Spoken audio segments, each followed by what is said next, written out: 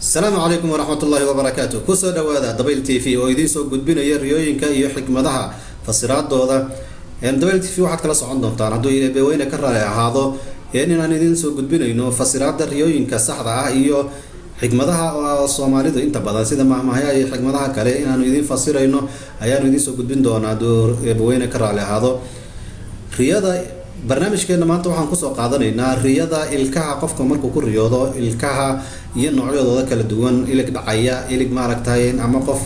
farxayo oo qoslayo oo ilkihiisa aad ay u qurxan yihiin riyooyinka noocaas oo kala ah maxaa lagu fasiraa saad ogtihiin ba inta badan waxaanu ka soo qaadanaa riyooyinka meelo lagu kalsoonaan karo culumadii waaweynaa ee riyooyinka fasiri jiray sida ibnu Sirin iyo waxay leeyihiin qayb sare iyo qayb hoose. ibnu Sirin wuxuu ku fasirayaa haddii qofka ilkaha kor ay ka dhacaan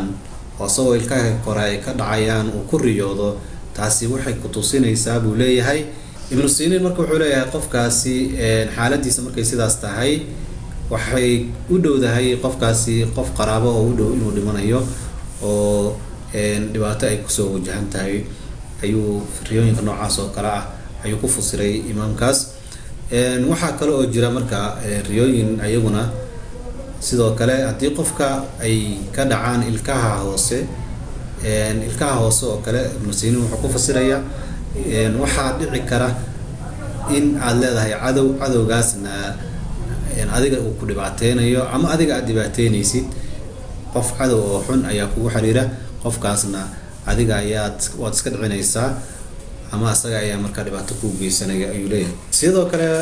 caalimka wuxuu leeyahay riyooyinka fasira haddii aad marka ku riyooto adiga oo iligaagii uu dhacay kadibna gacanta ku qabsaday oo iligii gacanta saa u hayo fiirinaya haddii aad ku riyooto taas micnaheedu waxa weeyaan ayuu leeyahay waxaa kugu soo wajahan khasaaro ama xoolahaagii ku saameyn ku yeelanayso ama maaragtay dhibaato kale oo adiga ku soo wajahayso taas oo haddana mar kale aad ka soo kaban doonto ayuu leeyahay. barnaamijyada riyooyinka maalinba qayb ayaanu soo qaadi doonaa kalena socda Dabeel TV iyo barnaamijyada aanu idin soo gudbinayno kuwaasi oo aan ku fasiri doono xikmadahaas afka Soomaaliga iyo fasiraada riyooyinka. aad baad u mahadsantihiin dhamaantiin.